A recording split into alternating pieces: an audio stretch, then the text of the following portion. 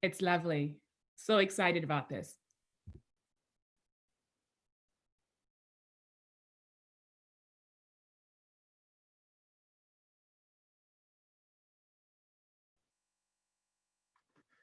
Good morning and welcome to today's webinar, Equity, Anti-Racism, and Remote Teaching and Learning Strategies, which is proudly presented by the University of Pittsburgh School of Education and the Pitt Ed Justice Collective. The Pitt Ed Justice Collective is engaged in anti-racist, justice-directed initiatives with students, staff, faculty, alumni, families, youth, and district and community partners. In a moment, we will introduce today's esteemed panelists and moderator. But first, a few housekeeping items. Today's meeting is being recorded and is being live streamed. All attendees on Zoom are muted and cannot display video. To ask a question of the panelists, please type your question into either the Q&A button on Zoom or the comments section on YouTube. We will do our best to answer your questions.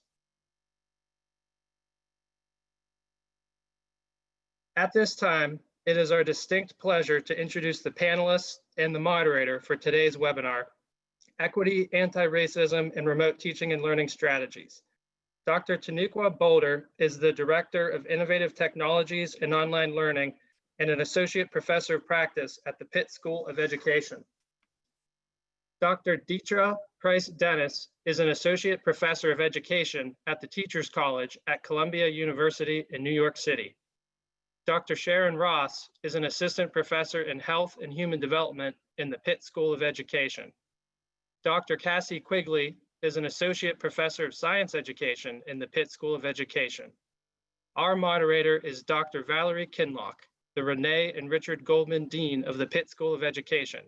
Thank you. Please enjoy today's webinar. So thank you all for having us. I'm going to ask if we can have our PowerPoint projected at this time.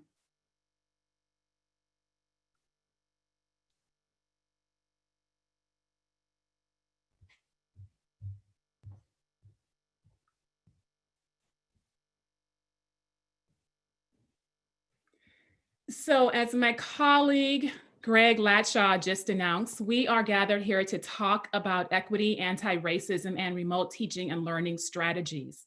And for all of today's slides and resources, there's a link on the screen that you can go to. And we're also going to put that link in our chat box so that it's available throughout the session and after. We can move to the next slide, please. And so Greg has already shared who our panelists are. I just want to offer a quick word about each of these wonderful human beings. So Dr. Tanuqua Boulder joined us on February 1st of 2020, just a few months ago. And since she's been here in the School of Education, she has been wonderfully engaging in innovative technologies, work with faculty, staff, students, and members of the larger university community. So we're going to hear from Tanuqua in a few minutes about innovative technologies and what we all need to do and learn as we prepare for a new school year. We are also here with Dr. Deetra Price-Dennis, and Deetra and I know each other very well from our time at Ohio State University, but Deetra is now a faculty member at Teachers College, and she is just one of the smartest, most hilarious people I know who does this work, particularly around digital literacies. So thank you for being with us, Deetra. Cassie Quigley joined our faculty just a few years ago, and Cassie is an associate professor in science education. She was most recently at Clemson University, and I could not be more happy that she is here on faculty in the School of Education at Pitt. And then finally, my colleague, Dr. Sharon Ross, is an assistant professor in our Health and Human Development Department. And Sharon, she researches and she focuses on health disparities and doing that work through an equitable lens. And so Sharon, thank you for being here with us today as well. And you know me, I'm Valerie. I'm the Dean of the School of Education. We're gonna go to the next slide. And then the next one.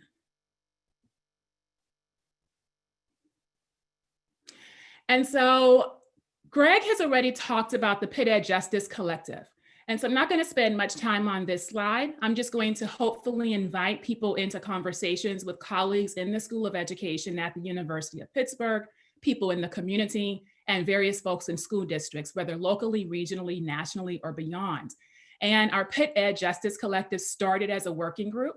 And I think that it's more than a working group now. I think it's a movement. And it's a movement to really center equity and justice and anti-racist approaches in teaching and learning. So if you would like to learn more about our Pitt Ed Justice Collective, feel free to visit our School of Education's website and search for Pitt Ed Justice Collective.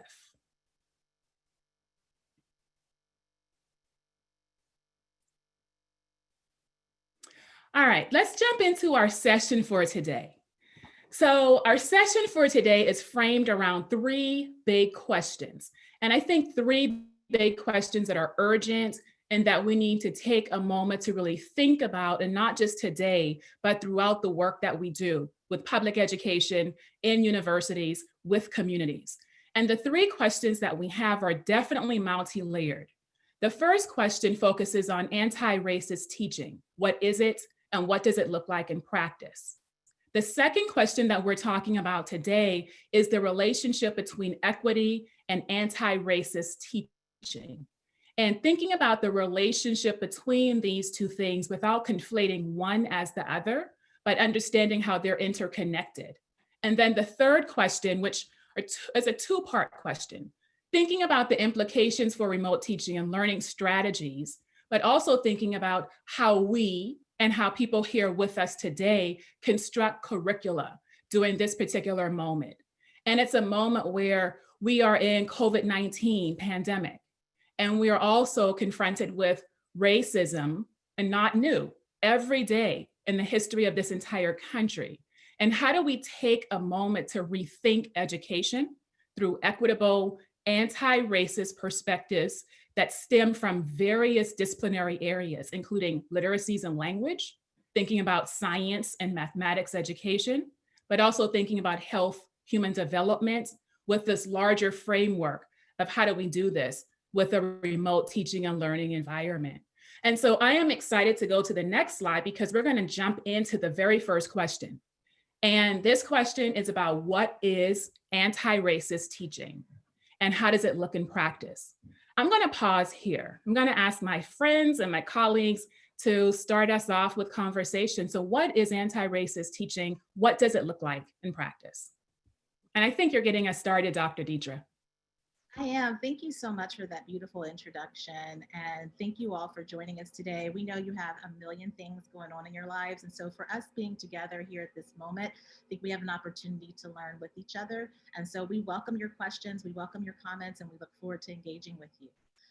I'll start off by really just saying I'm a Black woman from Appalachia. So my first teachers were Black women, particularly my grandmothers.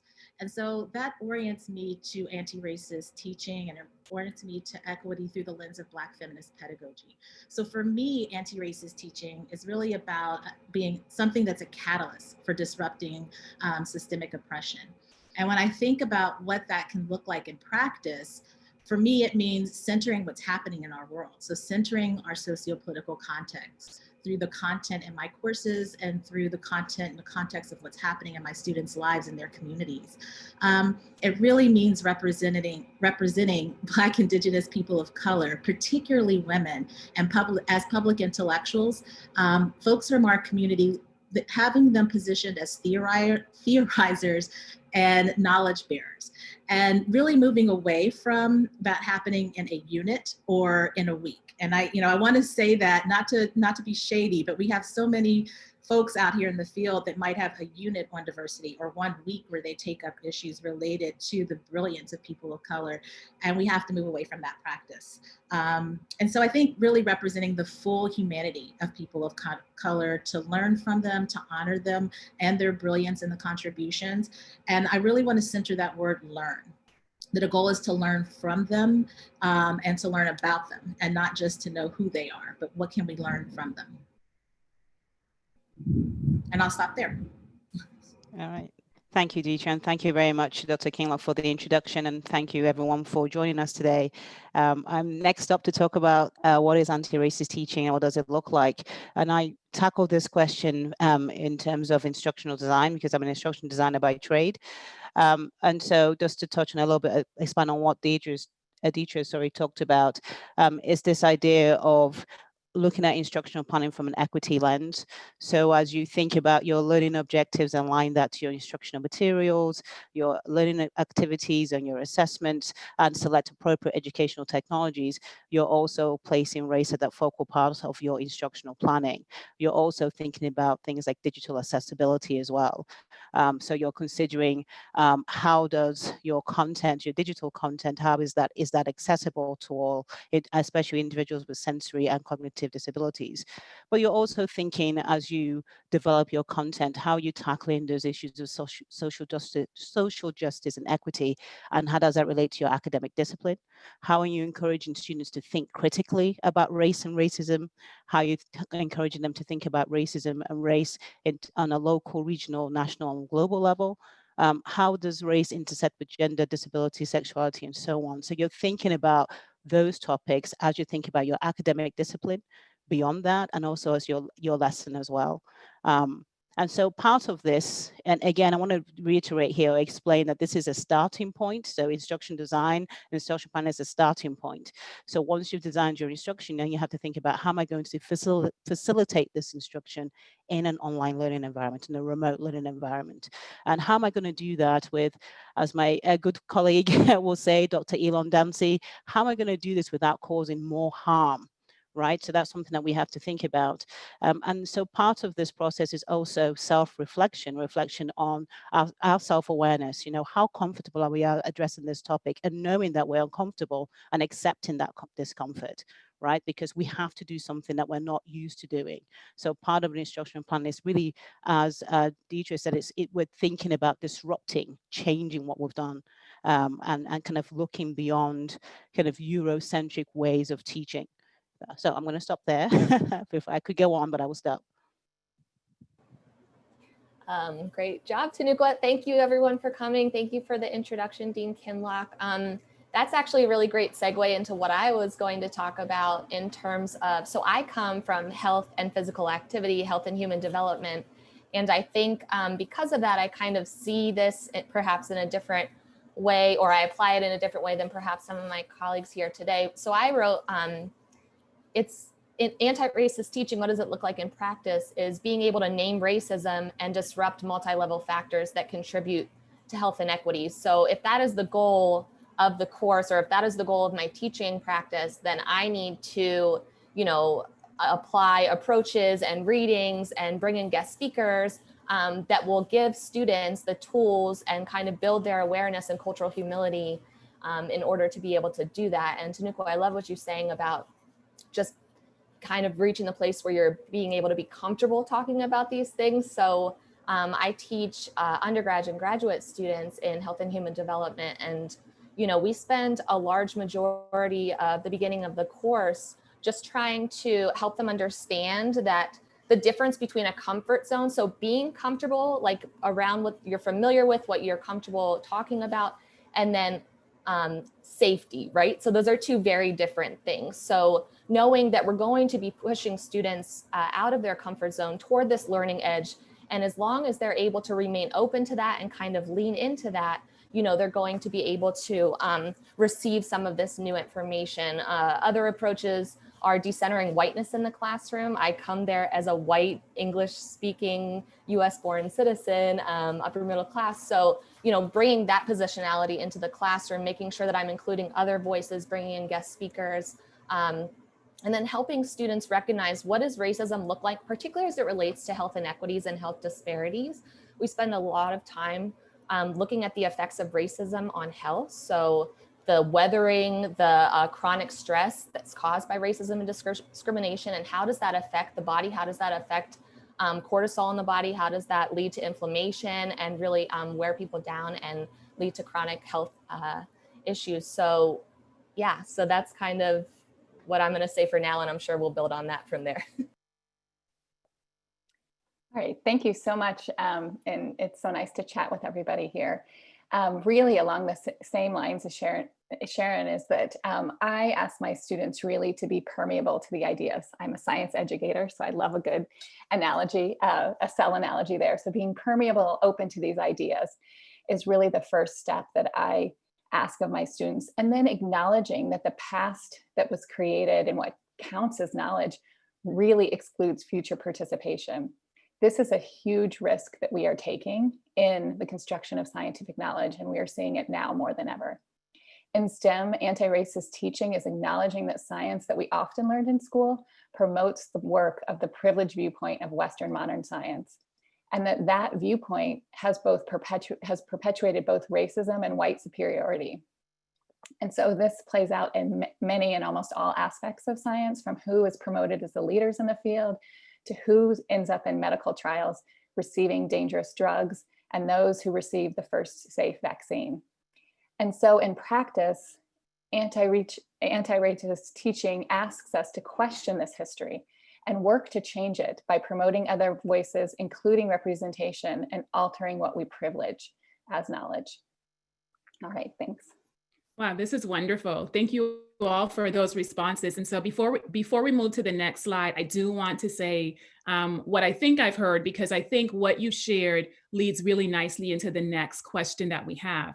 And so I heard that Deidre talking about how she's a Black woman from Appalachia and the importance of disrupting systemic oppression by centering the socio-political within our classrooms, and then thinking about ourselves and our students and communities as both theorizers, people who theorize, and also knowledge bearers, people who actually bear and produce and have knowledge.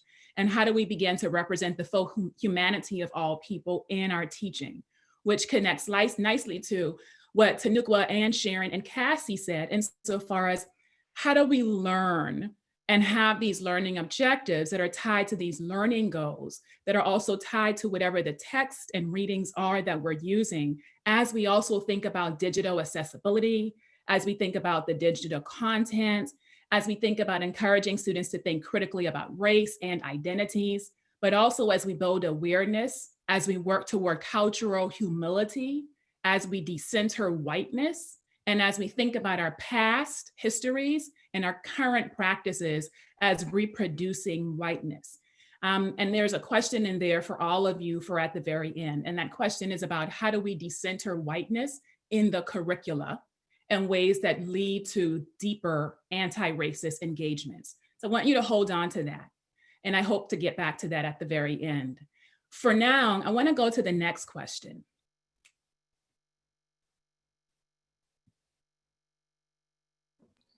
Yeah, thank you so much for summarizing that so beautifully. And I hope that we have a chance to circle back to that and definitely to take up that question. Did I jump in too soon, Dean Kinlock? No, you didn't. You didn't. And actually, I think it's perfect, because the question about decentering whiteness, I think in many ways, or in full ways, connect to this question here that I'm going to ask you to start answering first, Deidre. What is the relationship between equity and anti-racist teaching? And feel free to use any examples that you want, but what do you see as the relationship? Yeah, I love this question because so often we have all of these terms that float around, like anti-racist teaching, culturally responsive pedagogy, equity-oriented instruction, culturally sustaining pedagogy, and they all stem from the same place. And we can think through theory in a little bit, but they really are about, for me, examining hierarchical power structures in our society. And really having a commitment, once we do that examination and that naming, to dismantling those systems of oppression and really understanding how power circulates within those hierarchies. If we don't have an understanding of that, it's really hard for me to think about the anti part in racist teaching. If we can't name what's racist and we can't examine the power and how that keeps people from accessing curricula that actually humanizes them, that actually helps them think about their contributions and what's possible and brings critical hope and promotes criticality, it's really difficult to imagine a system that would be against that, right? So for me, that power examination is really important. And I think if we start thinking about power in relationships, it helps us think about what it would mean to change and shift those relationships so that we're moving more to co-constructing relationships with our families and with the students that we serve. And when I say families, I think a lot about K-12. I'm currently not a K-12 educator, but it's hard for me not to connect these things. So for me, it's students and families. Also, these relationships would look more reciprocal. There would be more negotiation, and there would be really a focus on the collective good. And that to me is, that for me in my practice and my research is really important. And I think I just echo everything that everyone already said about inviting discomfort into this place. And I get really nervous sometimes when I feel like I'm in conversations with people who have arrived. I think this is a journey. This work is a journey. And I hope if you talk to me in a year from now, I may be saying similar things, but I hope that my thinking has evolved and it's deeper and it's more nuanced. And so I'll stop it there. Thank you, Deetra. You're a tough act to follow. So in thinking about this question, I kind of saw it as challenging and disrupting learned established norms. So a challenging way of knowing, a way of teaching, a current way of teaching and what we teach. And so I want to kind of draw on something that Sharon shared with me. She doesn't mind. She gave me permission to do this. I'm going to.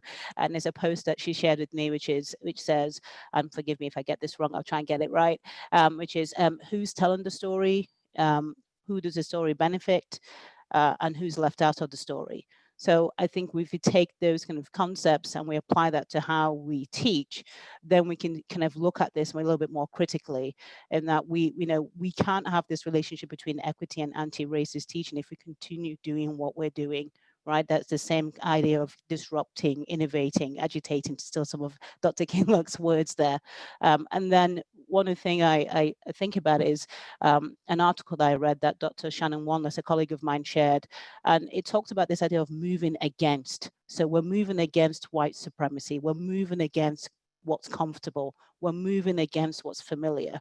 So this is idea that we need, it pushes us towards change, right? So we focus on a Eurocentric way content. So we're looking at, do Black and Brown students and families see themselves in the curriculum? Do they see themselves in the content that we're covering? Then no, then we need to make some changes. How do we engage people to think critically about social justice, social activism? So again, I will end with just the idea of moving against what we're doing right now towards something better, something equitable. Yeah. Okay. And I think you said that right, Tanuka. That's exactly right. And that's a question, that I often bring to my class is, which voices are not being heard. I work a lot with the Latinx population in Pittsburgh and the immigrant undocumented population. So I'm constantly wondering that and thinking that and trying to bring that to the spaces where I come into. And so for this question about what's the relationship between equity and anti-racist teaching, I was thinking about the isms and the systems of oppression. So we're talking about racism, but that also, other isms could include sexism, transgender oppression, heterosexism, classism, ableism, religious oppression, youth oppression, right? So there's all these different systems of power, as Deetra was saying. And I think that to pursue anti-racist teaching really aligns with the fight against oppression for any marginalized group. And I think that it should foster teaching approaches to promote equity for other groups as well. And so I think something that both of the panelists have said so far is like the status quo really reinforces privilege, and we're rewarded if we go along with it. So it really has to be this active posture and stance of kind of pushing back on that. And I think also that it's difficult to recognize systems of inequity that are privileging us. So that's why I really do spend a lot of time kind of looking at social identities, at diverse social identities, the social determinants of health, and how those all impact our lived reality, and kind of, what we see to be true is true for us because that's our reality, but that doesn't make it true for everyone else. So just making sure that, we're kind of engaging in those discussions and really creating a space where we can have these, courageous conversations with students so that they are able to go back, maybe we're using it in the framework of anti-racist teaching, but then able to go back and to apply it, in different areas. I work with health and physical activity. So a lot of times, ableism isn't something that we're really aware of, but as an able-bodied person, it's just, I'm walking through, my world, and I don't even think twice about how I'm accessing it or how maybe it's privileging me. So just leaving the space and the classroom being able to apply, these broader ideas of disrupting this system and, to apply to other marginalized groups as well to really fight for equity. All right, thank you so much, Sharon. Yeah, I completely agree that it's so critical to keep exposing those systems of oppression. And as Deetra also noted, that it's a continual process. Unfortunately, it seems like they pop up, you know, over and over again. And so really, you know, continuing to learn that process. And then along the same lines that Tanuka shared about telling the story, you know, from a scientific viewpoint, you know, I always ask my students, you know, whose knowledge is it? Who does it belong to? Who does that benefit? And thinking along those same lines that Deetra mentioned in terms of co-construction. So we can shift those ideas of knowledge construction when we ask and participate with our communities in the construction of knowledge. In STEM, we are really good at excluding and allowing only certain people to construct that knowledge and whitewashing the work, particularly of women of color, such as Alice Ball and Betty Green, who are two of my favorite chemists. And so anti-racist teaching for me really acknowledges that history, what we've done in the past, but works actively to change it. So for science, it's about ensuring that what is portrayed as a social and cultural endeavor that it is, and not this just one system that you move through step by step to produce the results. And this way, when you open up the ideas that there's more than one way to conduct science, that automatically ensures more participation and representation that benefits us all, includes more people into helping to solve our world's most pressing problems. And let's be honest, if there was ever a time that we needed collective input to solve problems, it's definitely now. Wow, thank you all for those answers. And before we move on, I want to pause and I want to just give you back a question from what you've answered and ask you just to think with us for a bit about how you do this. And so Cassie, you just ended by talking about knowledge construction and you confessed that STEM excludes. And so can you give us at least a quick tangible example of how you seek to do this work inside of your classroom with students, with the curriculum in terms of science education, and what does it look like in practice? Yeah, absolutely. I have the opportunity to work with a lot of K-12 schools, particularly middle schools. And I find that those youth tend to be really ignored when it comes to what they get to investigate and learn about. And so I love this example of, if you'll remember way back to the election of 2016 and the famous bots that were infiltrating our social media. And there was all of this push that clearly we're failing in computer science literacy and our students don't understand what a bot is. And we need to, you know, make sure that those students understand this. And so I thought, oh, that's a wonderful idea, right? So I was working with a group of young students, asking them about this, like, we're thinking about integrating this into your curriculum. What do you think? And one young man just looked at me and said, you mean, do we know what a bot is? And I said, well, yeah, we thought we'd teach you, right? And he said, oh, well, we all know what a bot is. And he went through the 4 steps of, you know, you can click on this link and see, oh, look, this person's from Michigan, supposedly, but they have no friends in Michigan. Look at this language. It doesn't quite make sense. And then he said, not only do I know what a bot is, but I create them. And I said, well, what do you mean? And he said, oh, I love this clothing line called Supreme. But Supreme only drops their clothing line at noon on Tuesdays. Well, I'm in school at noon on Tuesdays, so I can't ever buy anything because it's always sold out within 15 minutes. So I created a bot to buy my clothes for me. And then I resell it on eBay for triple the price. And I thought, well, there goes a perfect example of how, when we allow our youth to lead the process, right, and to show us, first of all, we don't need to be teaching them about bots. They clearly need to be teaching us. And that we should open up the pathways for allowing them to investigate and dictate how they can investigate these problems. That we're really opening the opportunities for allowing who's constructing that knowledge, who's showcasing that work for us. Thank you for that, Cassie. Tanuka, did you want to add into that? Yeah, I really like this idea. Thank you, Cassie. And often when I work with faculty in instructional design, it's tough because you're trying to think of ways in which faculty can give up control in the classroom, right? So you're not the owner of all knowledge. And so I love this idea that Dietrich's kind of echoed as well, and as well as Sharon, is the idea of co-construction of knowledge, in which you're engaging with your students, not as somebody who is the person who's all-knowing. Yes, you have the expertise. I know you're a doctor, but at the same time is recognizing the experiences and the knowledge that the students bring into the classroom, so that you're in collaboration as you are learning and teaching.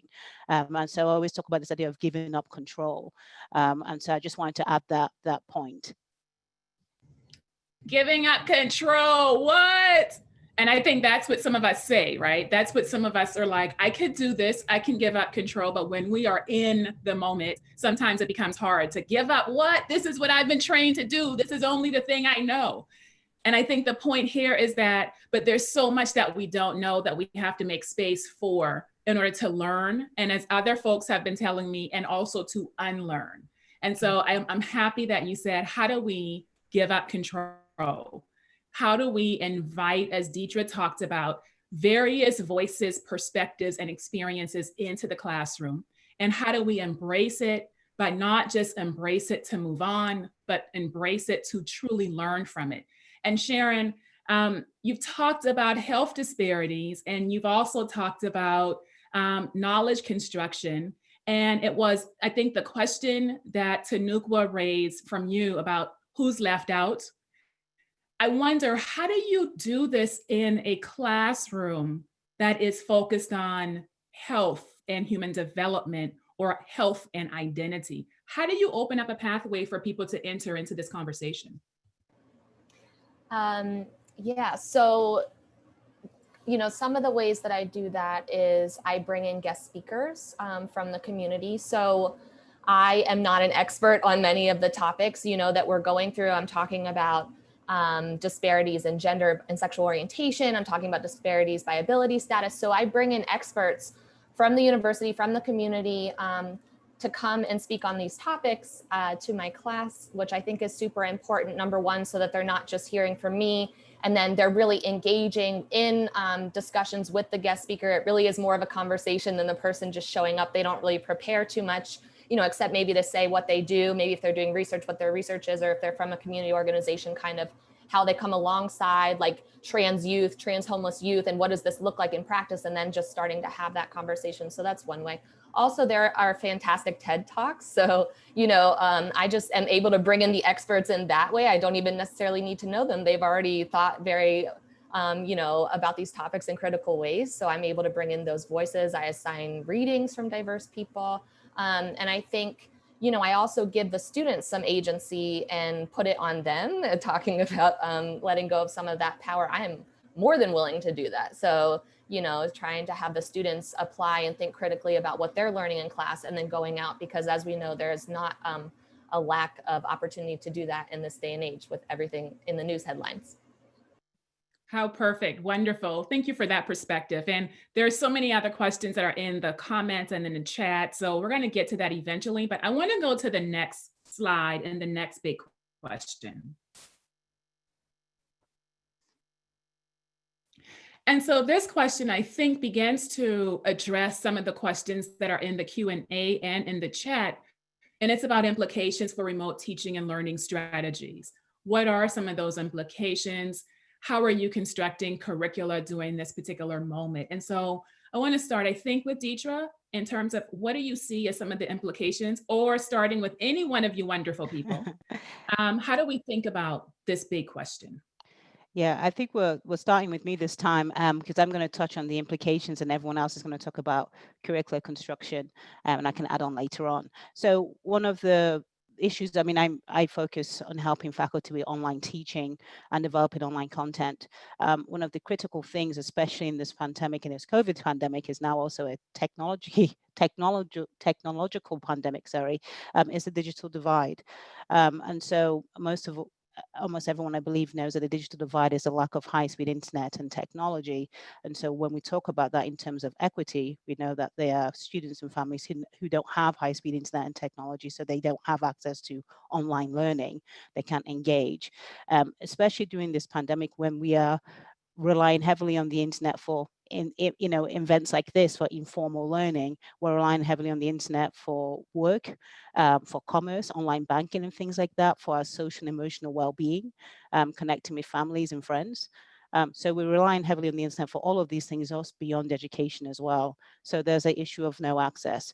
But expanding this idea of the digital divide even further is what happens when you do have access. So when a teacher has access but doesn't have the requisite knowledge to use that technology to teach effectively.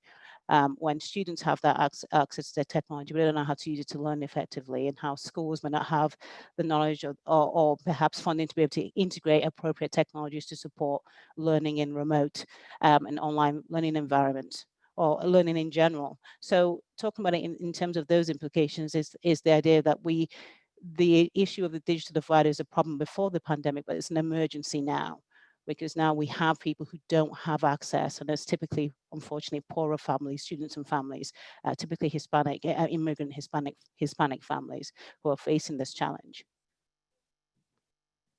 Yeah, absolutely. And I really I just applaud all of the people who are out there thinking outside of the box about how do we address some of those issues, particularly thinking about just even Wi-Fi access. So much of what you just said, Tanuqua, has resonated with me with conversations I've been having with teachers over the past 20 some weeks around these topics. And so thank you for that. And I'll go next. So for me, I am one of those people who have to always have some sort of heuristic to think through. It's really hard for me to just web and brainstorm and that be an entry point into, what does this look like in my curriculum? And so I use design thinking a lot in my research, and I use it in my teaching. And I used it even before I knew what it was, like a couple decades ago when I was in the classroom. And so for me, that's really thinking about reimagining. So how do I ideate? Like, what instructional practices are possible for online learning? And I try to be really specific around what practices matter to me. So if it's around community building, collaborative thinking, if I were working with elementary teachers, I talk with them a lot about what does morning meeting look like? What does guided reading look like? What does read aloud look like? So being really specific about the practices that matter to you when in your teaching, and then reimagining what's possible with those practices online. And so then I think about engage. So what tools are available to support that type of teaching and learning online? What do those tools look like in a synchronous platform? What do they look like in asynchronous platforms? And specifically around that, I think about participation. I think about how students are going to be able to participate. If I were in a physical classroom, I think about this as topography. So students walk into the physical classroom. I've spent a lot of time already thinking about how that's set up as part of my pedagogy. But when students are in a virtual classroom, how do they even know who's in the classroom with them? How do they know their classmates? How do they know what the space kind of looks like?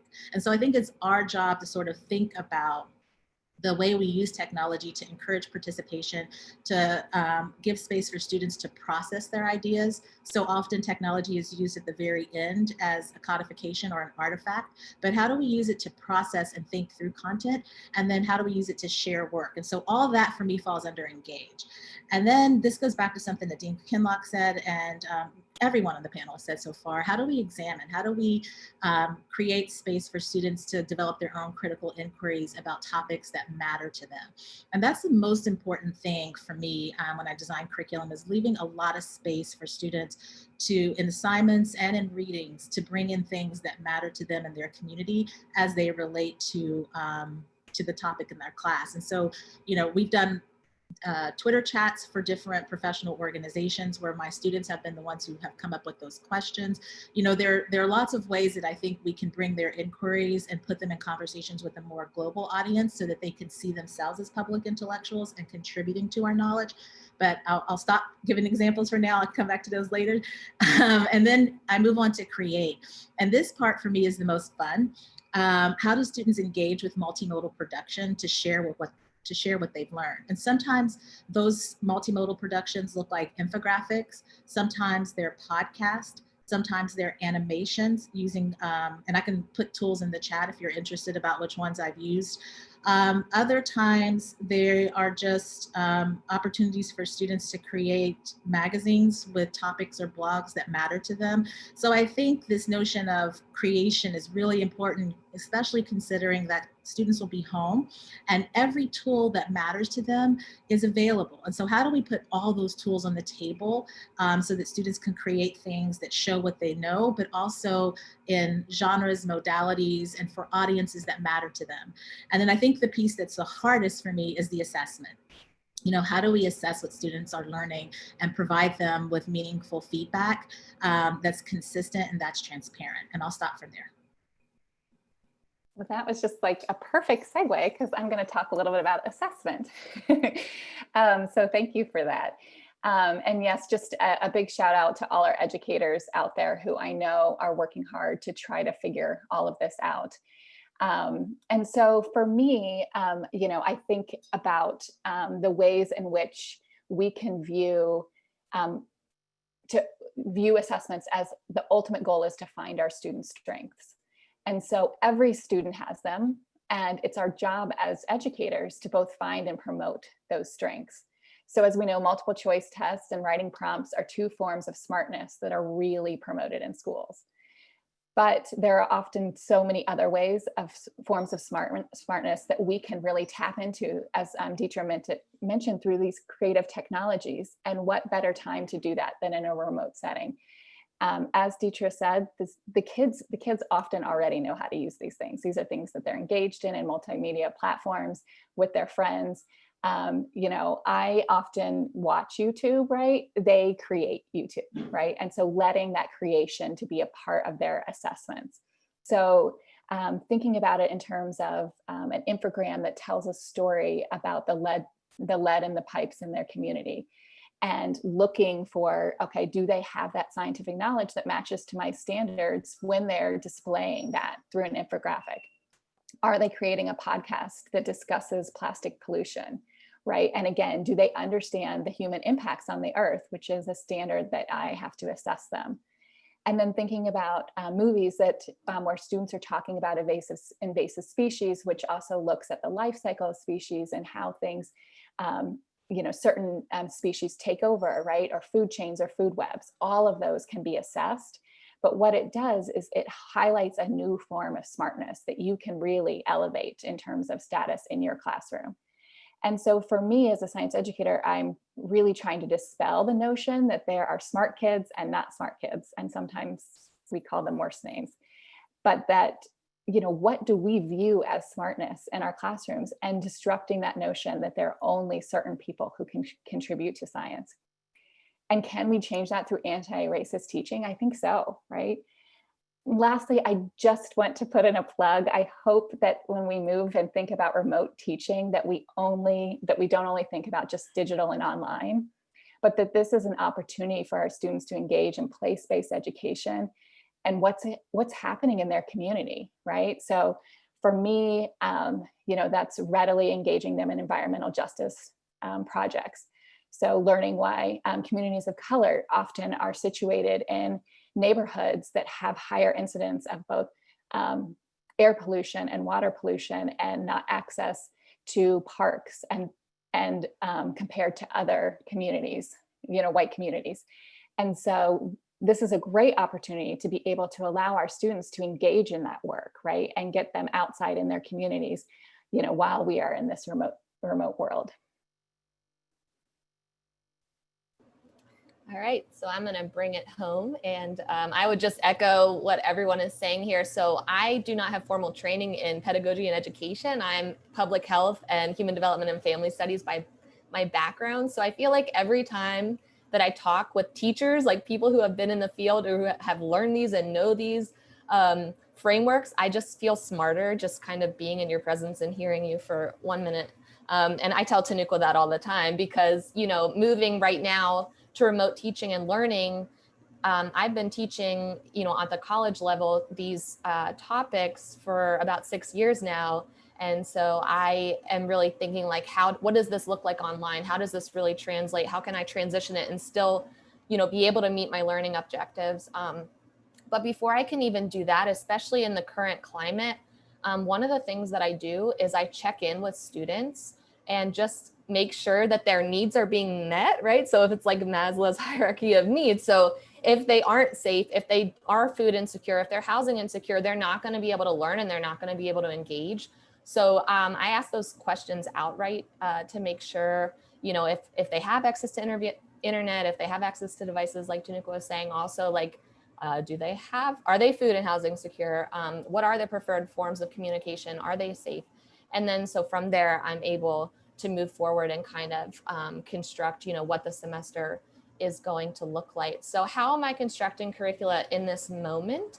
I put on there Health Equity 101 and application in our personal and professional lives. So for many of our students coming from a health and physical activity background, their training is very individual focused. So they're working on behavior change and they're trying to work with individuals one-on-one generally, and they're not always aware of the other factors that might be impacting health outside of the individual, whether it's on a, you know, an institutional level, a community level, societal level. So I really start with the basics. And I think I mentioned before, like the current events and the political and social unrest, COVID-19, I think this is all relevant and applicable. So I'm using kind of what's out there in the news right now and drawing on some of those headlines and the current data that's coming in to show like, this is health disparity. This is contributing to health disparities. And what are the underlying factors? What are the root causes? What are those upstream factors? And so the way that I'm doing this for remote teaching and learning, thinking about online. So I think I mentioned, you know, the reading, bringing in diverse perspectives and voices through guest speakers, readings and whatnot. Also engaging in some individual reflection and corporate reflection.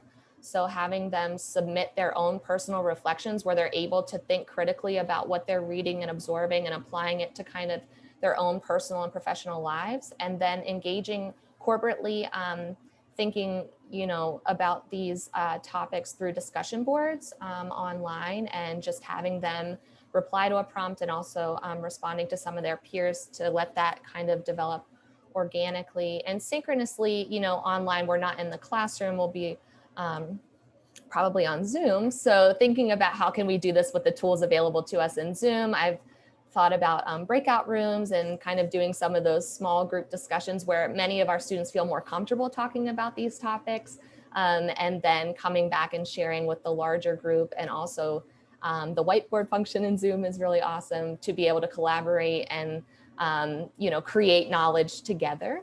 But you know, throughout the semester, the goal is really to help them move across that continuum for oppression to against oppression, and kind of move from recognizing to educating themselves to educating others. And I think, you know, one of the ways I do that throughout the semester is helping them set goals. So setting SMART goals to help them move along that action continuum, to move from one step to another. And yeah, create these action plans and creating change, especially for their own lives and their own communities, again, making it very relevant to them, and thinking about how they can impact policy. You know, once they move on, many of them will be in health and wellness spaces, treating their own clients. So like, how do you create a more equitable and just environment in the businesses that you're going to be working in or creating? So I'll stop there. Thank you all for those wonderful suggestions. I think that we're going to move to the next slide because we have lots of questions that I would like for us to get to. And so what is the next slide here? And then let's keep moving. So first of all, thank you all for participating and joining us. We have a lot of resources. I want to go through them just really quickly, and then I want to get us all back on the screen and then answer some questions. So this page here is a list of resources. It is in the PowerPoint. So if you visit us at bit.ly/PittEdParticipant, all of this is there. And so we have inclusive teaching and design, courageous conversations, equity in schools, race and equity. We have podcasts, which is a really powerful one, the language of power and inequality in education. And so these are some resources. Can we go to the next slide as well? And on the next slide, we have additional resources in reference to some of the books that we have read, some of the books that some of my colleagues here have taught on the social determinants of health and health disparities, and also a TED Talk. Next slide. I think, again, important books, and all of these are in the PowerPoint, A People's Curriculum for the Earth, Sisters in Science, The Immortal Life, Bodies Out of Control, Rethinking Science Texts. I think that these are interesting and important texts that we can draw on and from as we really think about questions of anti-racism and teaching, as we think about how do we have curricula that doesn't just meet our needs, but meet the needs of students, of ourselves, and that take in multiple perspectives. Next slide. We have additional references, enhancing school science with indigenous knowledges. And that's a really important reference that I think that we should all attend to. What's on the next slide? Creative technologies to promote multiple ways of knowing. I think this answers one of the questions that's in our question and answer box, and it's in reference to what are some of those creative technologies, but also how do we do this work? And then what is the next slide? Shifting who can solve real world problems, learning into student interest.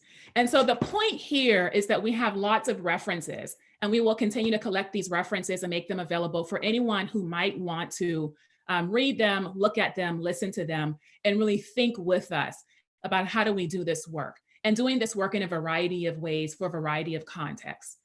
So at this point, can we get the shared screen off so that we all can be on the screen? And let me actually first just say thank you all for all of your suggestions. Really, thank you. We have lots of questions. And what I want to do is to go back first to one of the questions that I initially asked, and I want to connect it to a question that Russell Washington has posed for us. So the question that I originally asked after the first big question was, how do we decenter whiteness in the curriculum? And in asking that question, I look at Russell Washington's question here. He says he's loving this conversation. However, we are speaking from the assumption that teachers have sovereignty. What if they don't? So what if central administration in some of our school districts, like Russell's school district, prescribe the curriculum? And so his question becomes, that curriculum is aligned with state standards. State standards, according to Russell Washington, are not concerned with anti-racist teaching. So what do we do? What can you offer this particular question here and Russell's concern if he doesn't have the freedom to do this work in his classroom? If someone else doesn't have the freedom, what is it that we need to think about, and what do we do in the presence of a prescribed curriculum? I'll jump in first, and then other folks can, add a lot more to it. And I apologize, we're having a thunderstorm here in New York City. So if it gets too loud, I'll go ahead and mute and pass the mic. But Russell, I really love your question. And I deliberately conducted my research in states that prescribed curricula were the norm, because I wanted to work with teachers who were in spaces where they were expected to align their work in ways that may not meet their needs or their students' needs. And so the first thing I'd start off with by saying is that the state standards, Common Core curriculum, those are all the floor. They're not the ceiling. So let's treat them as such, right? So we're going to build on them. They are not going to be the cap or the limit to what we can do.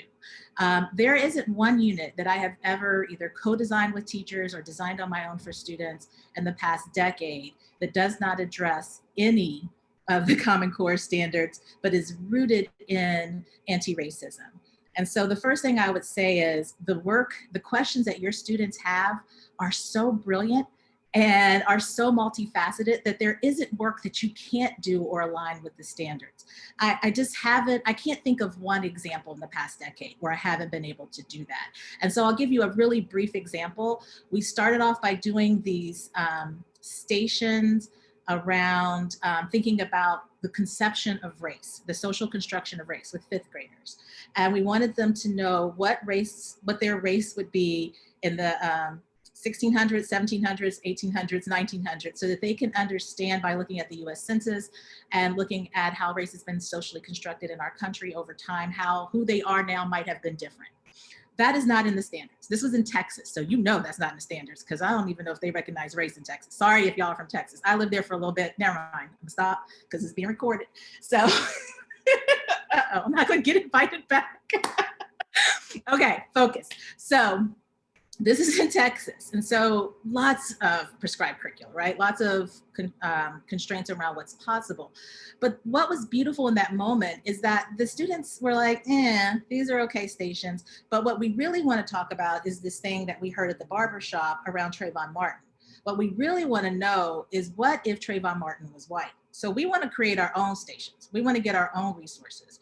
And then we want to make a podcast about this. We don't want to do this one thing that you think is important, or we want to do it a little bit, but we really don't. We want to do this other thing. And so we stepped back as a research team, as co-teachers, and let the students guide what it was that they wanted to do.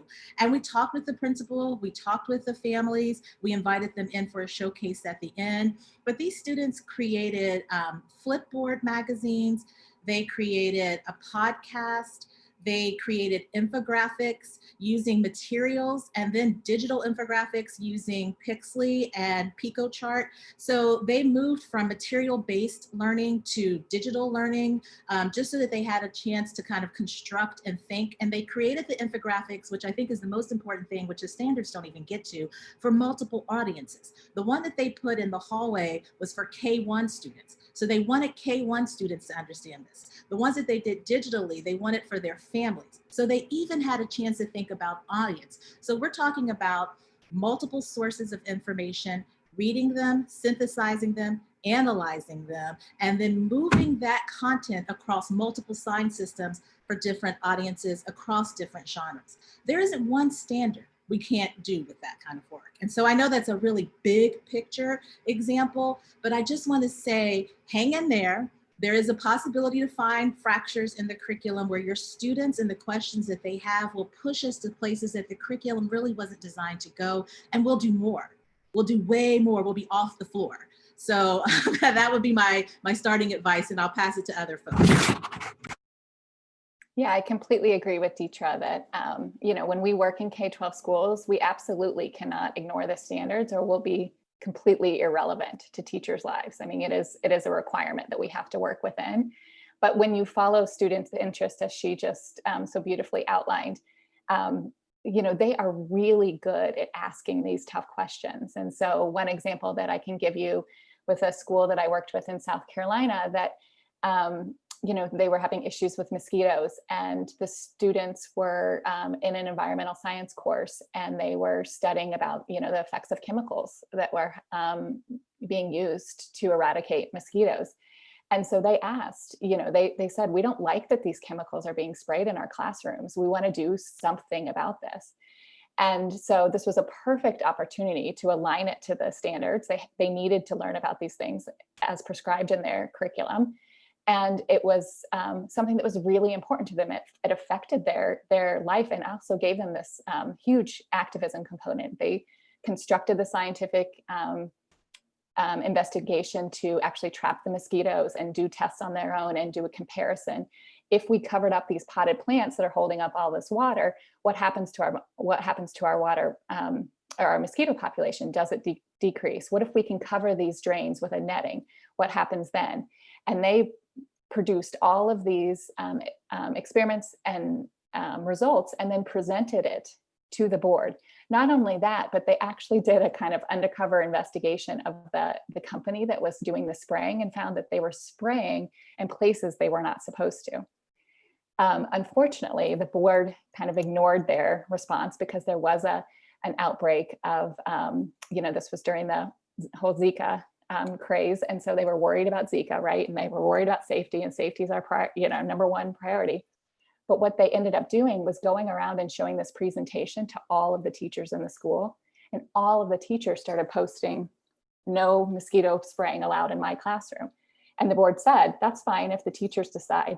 But one by one, these were posted up in the classroom until pretty much no one was allowing mosquito spraying in the classroom. And then they were able to implement these alternative ways of controlling the mosquito population, because, they didn't want the mosquitoes either.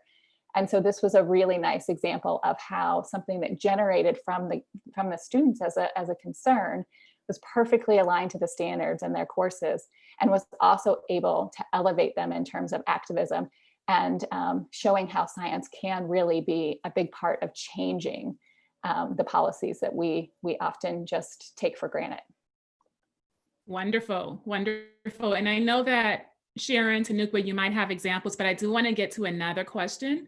And Sharon, maybe if you can think through this question with us to start. It's a question that someone posed about creating space for students in the classroom to feel comfortable calling us out or calling us in when they're not represented in the classroom, or their experiences don't match with our experiences or the experiences being presented. So how do we create that space for our students? Do you have some suggestions you might offer? Yeah, I love that question. And I really do believe, like, just as a whole, we are not comfortable having these conversations. We don't have practice having these conversations. So the way that I set it up is I start the very first day letting them know this is not going to be comfortable. It's going to feel uncomfortable. You are going to be triggered. These are the feelings you might have. Your heart might start racing. You might start sweating. You know, your hands might start sweating. You might want to shut down. You might want to leave. You might want to check out. And I'm just asking you in that moment to use it as an opportunity to learn and lean into that. So I just right off the bat, first day, started off like that. And then I also set some ground rules, which you can co-construct with students, which is a really cool way for them to be participatory in it. Like, what should this learning environment look like? How do we make it inclusive, active, and respectful? I put forth some of my own ground rules with the undergrads just because we don't have as much time to set that up. It's a 3-week module. But in my master's class, we will be creating these together. So the ground rules are really important. Speak from your own experience, don't generalize, things like that, being respectful, letting everyone have the floor. So yeah, and I think, you know, by setting the environment up and the classroom up in that way, it provides a space for students to feel comfortable in doing that. But also, again, having them think through and complete these reflective practices personally, like writing it out and thinking through it first, and then coming to class and building on what they've already written out and thought through and learned, I think is a really effective way, at least with my students. Thank you, Sharon. Thank you. I want to get to this other question because I think it connects to the question that Deidre and Cassie answered, and then the question Sharon just answered. And Tanuqua, wondering if I can ask you this question. Someone in our question and answer box said, what is a good door to open for parents who push back on this type of teaching or a focus on diversity? And I'm asking you because, you know, I know that you are in a moment where you're thinking about, you know, the teaching and learning for your own kids.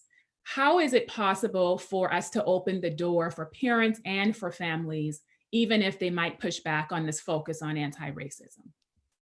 Yeah, that's a good question. I have to think about that.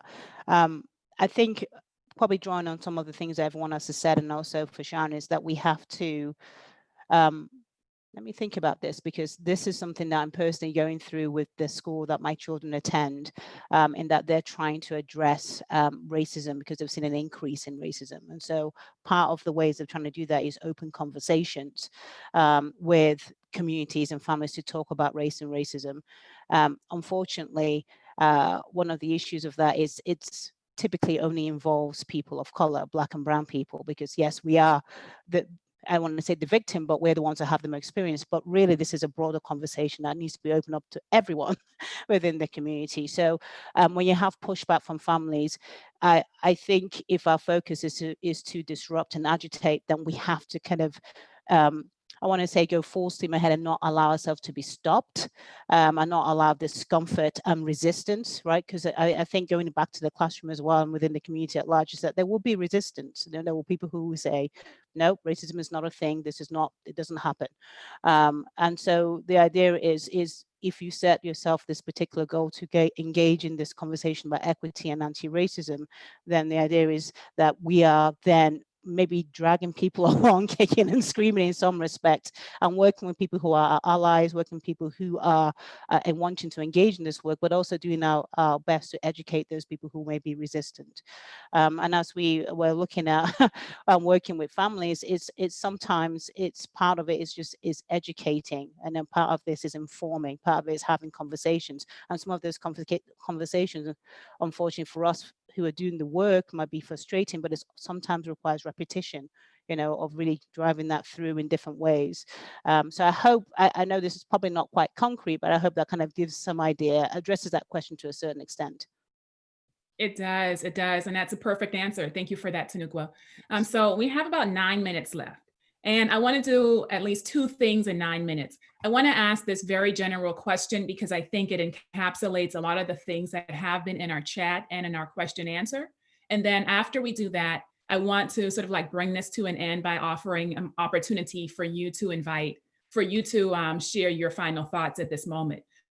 So this next question that I'm going to ask, it comes from a framework that Deetra Price Dennis writes about.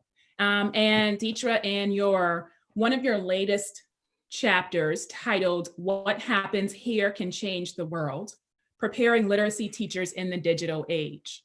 And this is a question for all of us. Deetra writes that we need to do a few things. And I think you all have talked about this today. She writes that we need to create space for pre-service teachers of color to explore their identities. She writes that when working with elementary students in particular, we must position elementary students as agentive writers who can make change in the world, as opposed to thinking that they're too young to engage and change, that they can in fact make change. Deetra also writes that we need to learn how to leverage students' cultural and linguistic resources. And then finally, we must create space for students to write for real purposes and authentic audiences. And we can do all of these things in our classrooms with pre-service and in-service teachers and teacher educators, but we can also do these things in our elementary, our middle, and our high school classroom contexts. So if that's the work that we have out to do, if that's what we have to commit to doing, the question becomes, for what larger purpose are we doing this? Like, how do you think about this for the audience members who are here, who've offered questions in reference to, but I can't do this because my administration in my school won't allow it? How do we actually think about that framework, Deetra and colleagues, in terms of what is it that people should go into their classrooms prepared to do, and then for what purpose?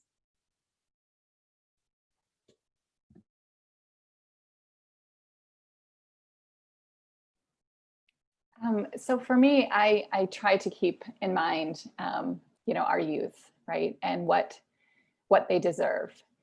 I do worry, if I'm being completely honest, about the harm that our schools can do to youth of color.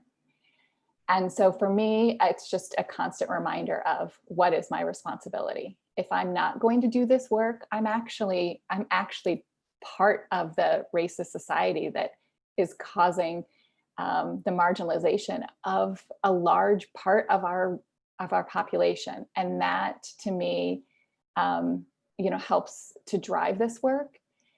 I was a former high school biology and physics teacher, and I taught for all different types of, always public schools, large urban public schools.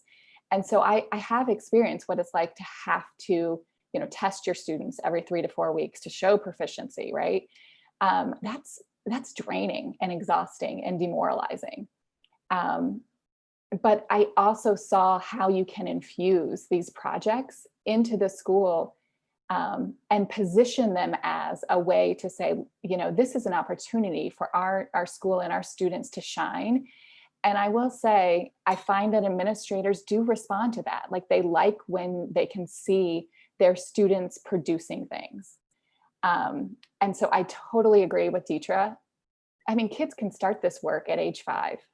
I worked with a school in Gary, Indiana, where we were having the students take pictures of their surroundings and talk about the science that was in their backyard. And it was amazing the things these kids would come up with. Like at one point I remember, and this was back when we had to use like cameras and then actually take them to get developed. This one girl was staring at the ground, taking the pictures. And I thought, oh my God, there's this beautiful tree up there. Will you look at the tree? And then when she developed her film and she comes running up to me to show the reflection of in the puddle of the tree that was backwards. And she was like, why is the tree backwards? And I was like, you are so smart. Clearly, this just opens the door for, yeah, let's talk about, reflection and reflection that happens in water, pure brilliance when you just, open those doors. And so, to the school administrator, when we can ask what we're talking about, we can tie it directly to the standards. So it is a bit playing the game.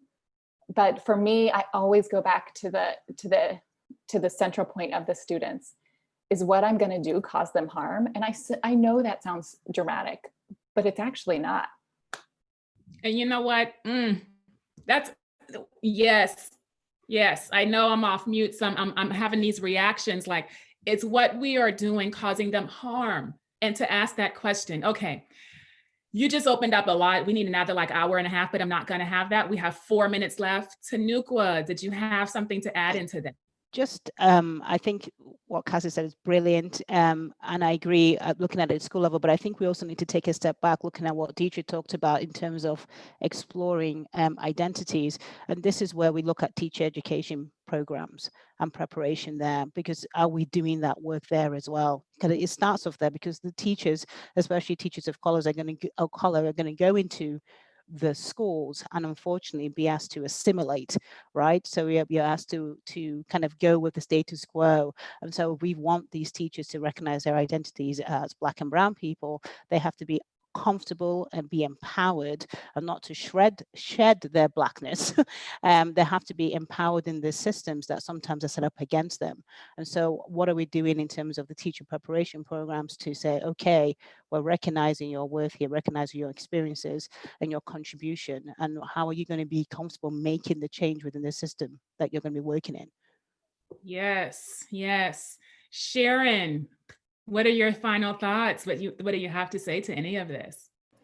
So I think it was Deidre who said, I hope I'm not the same. Like if you saw me again at this time next year, I hope that I don't look the same. And I feel that way. That those are like my own words. So thank you for saying those. And I just feel like, it's an ongoing process. And I think that, in my course, I'm always learning and I'm always growing, and I'm always like, my course is never done because I'm always updating and there's always new tools and there's always new material. So I think, I just take it on myself, like the onus is on me, because I'm training up this next generation of health and physical activity professionals, and they're going out into the world. And if they're unaware of their biases or how these other institutional cultural factors are impacting others' health, we won't be able to disrupt those systems of oppression. So I just wanted to end with one quote from the Diversity Forum, one of the speaker trainings that I went to in the afternoon. They said, for folks who experience privilege, equity feels like oppression. And that just stood out to me so much, because I think that we do get pushback, and parents push back, and students push back, and especially for those who come from positions of advantage or privilege. And so that is my goal, to help us understand, these broader systems and how they can impact health. Yes, Sharon Ross. And Deidre, final word. What are you thinking? Gosh, it's such a heavy burden to carry. I just want to say thank you first to all of my brilliant colleagues on this call. I've learned so much from you and I've been taking so many notes. So I was looking down, but thank you so much for that. And I'll just go back to where I started. I think about my grandparents, and my family. And education has always been tied to liberation and freedom. And so anytime I walk into a school, I carry that with me. There were people who didn't know me, who had to try to work harder so that I can be where I am today. So I can't walk into a school, whether it's 4th grade, 5th grade, 12th grade, or doctoral students, and not have that beside me, not carry those people beside me. And given that schools are not neutral, that they're political spaces, that curriculum isn't neutral, it's a political space, every single thing I do is a choice. And what we're doing now is so dehumanizing to so many students. And for me, dehumanizing students isn't negotiable. It's not a choice. So when I think about the big picture, there is no other choice but to help work for liberation and freedom of students that I don't know. So 3 generations down the road, they can also think there's another person who stepped out there and did this work so that they could be where they need to go.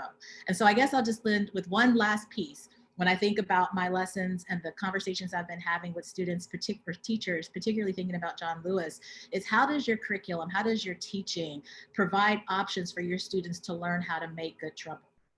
And I'll just leave it there for me. Thank you all so much. Whew, thank you, Deidre. So let me actually just say it's 11:31. And unfortunately, our time is up. But before we go, I want to personally thank you, Sharon and Cassie and Tanuqua and Deidre, for joining me and taking my invitation to talk about anti-racist teaching in this remote teaching and learning context, and thinking really deeply across so much time about equity. And I'm looking forward to continued conversations and partnerships with you. This is presented by the Pitt School of Education Justice Collective.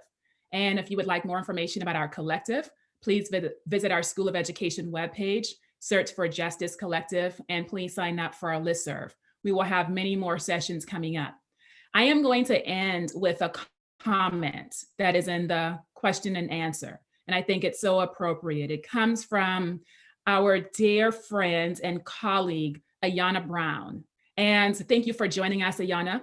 She says, "No question, sisters. My deep love and abiding faith in scholarship, service, and the thoughts expressed here today. You are life living in the air and steps we take with grace and grit." She says that it's her honor to have heard from all of us today and her very best. And I echo those words from Dr. Brown because the work has to continue and we have to have a deep love for what we do and for the people who we work with and learn from, because the work of equity, justice, and anti-racism is hard work, but it is the most important work that we can commit to when we talk about and engage in teaching and learning. So thank you, panelists and colleagues, for joining me. And thank you, everyone, for tuning in. We will have more to share. This will be streamed to our Pitt Ed Justice Collective website. And so stay tuned for more from us. Thank you for joining us.